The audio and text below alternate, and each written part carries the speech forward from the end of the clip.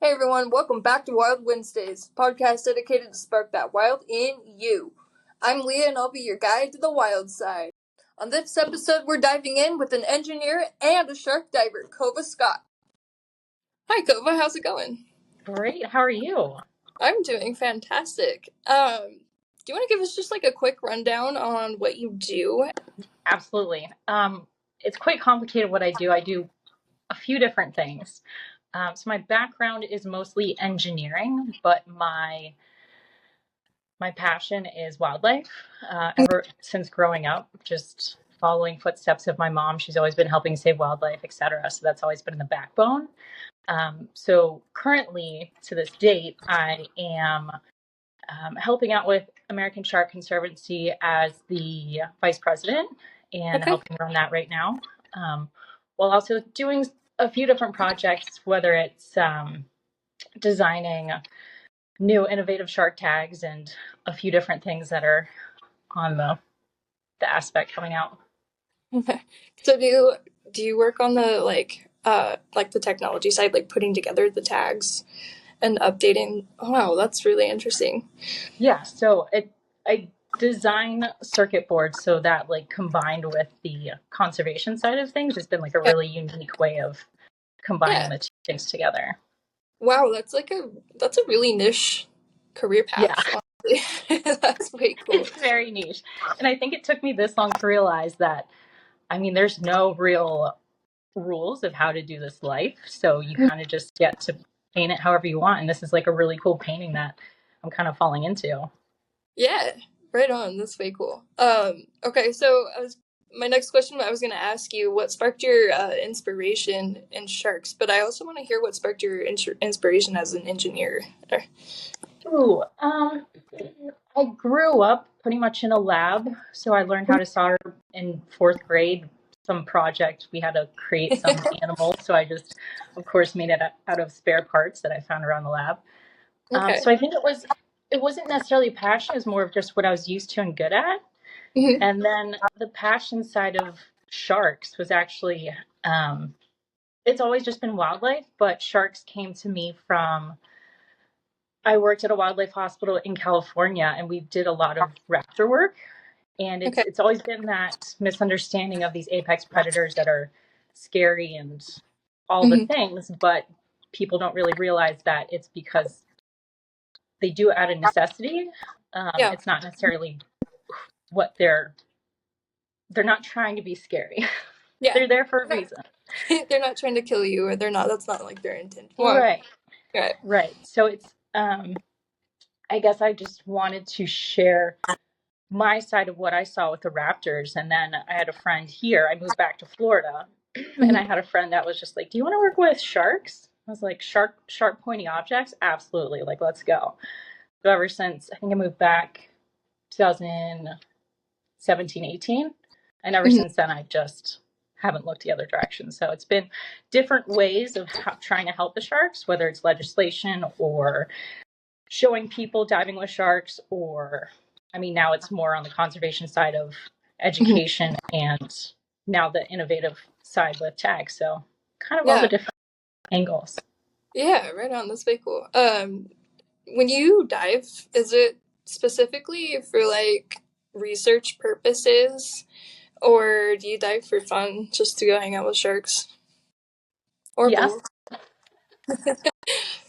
I mean, I'm always trying to take in data, no matter if it's just a fun dive or whatever, of just Mhm. what I see when I see it, and especially like behaviors. My big, I love behavior and trying to understand certain patterns of different species Mhm. and what kind of like really makes them go off, just to kind of bring that back and be like, they're only acting this way because X, Y, and Z. And so if we Yeah. can understand those reasons, we can kind of avoid those reasons and let them just kind of swim by us calmly Mhm. like normal fish. So Yeah. all the things. All the things. Okay. It's not always science, but it's kind of science up here. So No, that makes sense. Yeah, especially with behavior. I mean, it's kind of hard to not take notes in your, when you're diving and just watching behaviors. yeah. Um, cool. Okay. So like with the legislature stuff, how does that work? Like, are you taking things, presenting it, and being like, look, man, we really need to put something down in place to protect these animals? Yes. So I helped an organization called Shark Allies out of California, Steph Brendel. She's a phenomenal human being, and she's trying to do everything to stop the shark fin trade in pretty much all around the world. Mm-hmm. So I did some work with her here and in Florida when that was trying to get banned, the import-export sales of shark fins. Mm-hmm. So that's where I kind of understood how laws were made in this aspect of trying to protect species. So Mm-hmm. from there, moving into American Shark Conservancy, we're trying to get data to take that to policymakers and say, hey, this is going on. Maybe we should do X, Y, and Z. So it's really trying to work with all different angles, whether it's the fishermen, the divers, or whomever. We're just trying to collect data to see what's going on overall here, especially in all the sharks, coastal, Yeah. whatever, and then take that and suggest what we will show them what we're finding, but also suggest what we should be doing in that aspect. Yeah, for sure.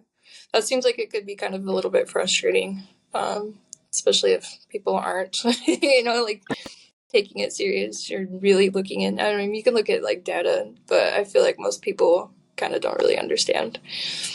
But There's a lot of emotion behind it too, especially with sharks. So that's it. It is a little bit harder. Yeah. yeah, for sure.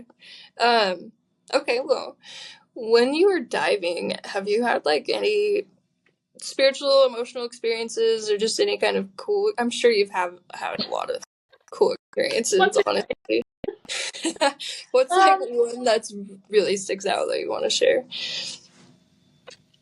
I mean, for me, I've just always lived on the ocean, so it's always a spiritual experience getting in the water, no matter what, whether it's a tiny little creature that you're observing or some big thing that just swims by you.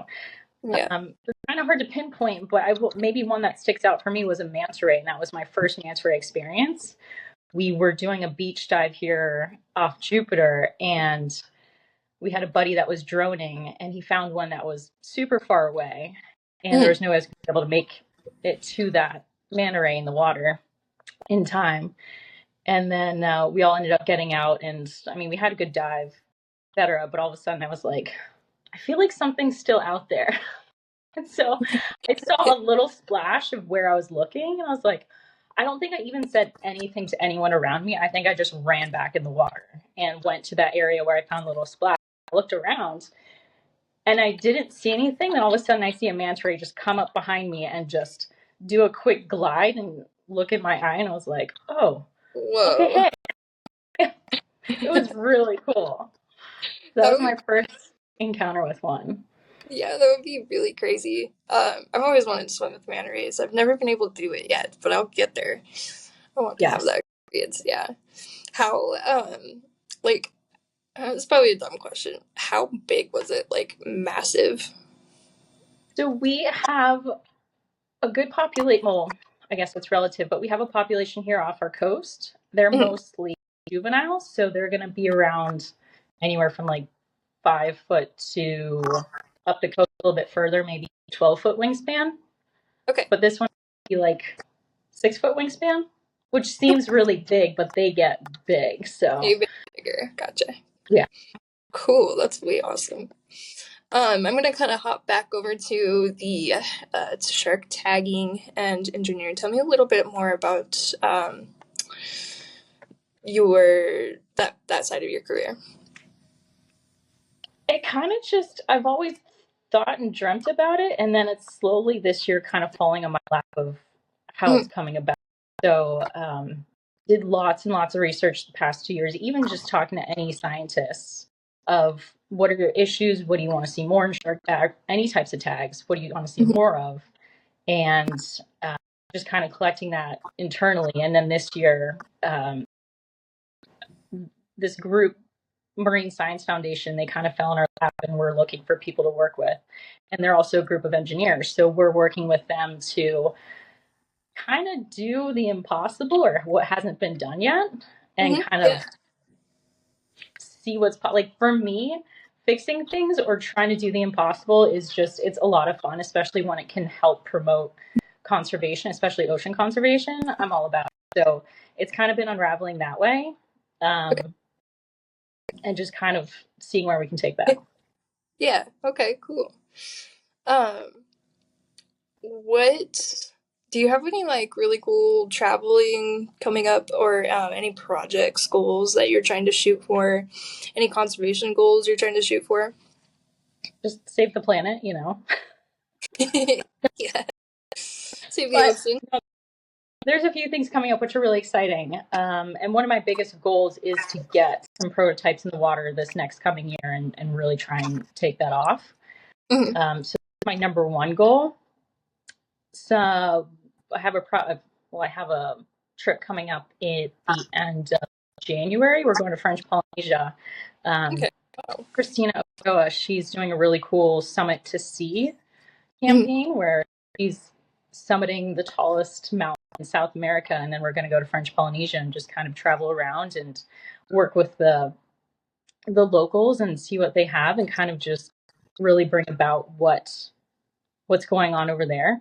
And so Yeah. personally, I would like to talk to them and see what's going on in their ocean and see if we can kind of work together on something. Yeah, right on. That sounds really fun. I saw that you what was it? Were you in Arizona, the Grand Canyon or something just Yeah, recently? That looked like a really honestly, fun trip.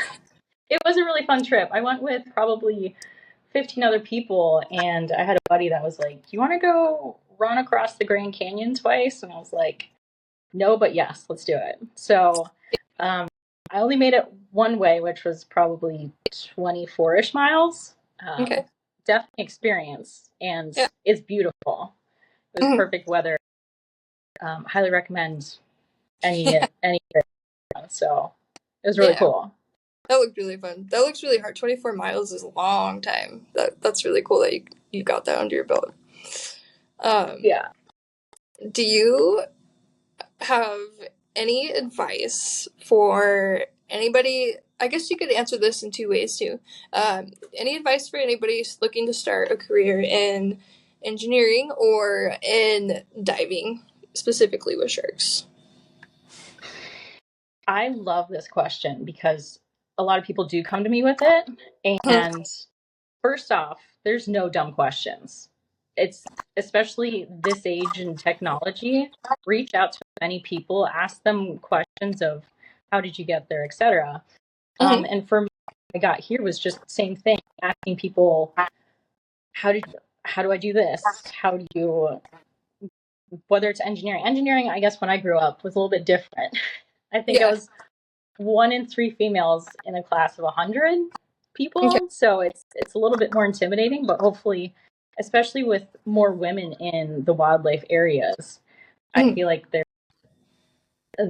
a lot easier to kind of talk to or less intimidating.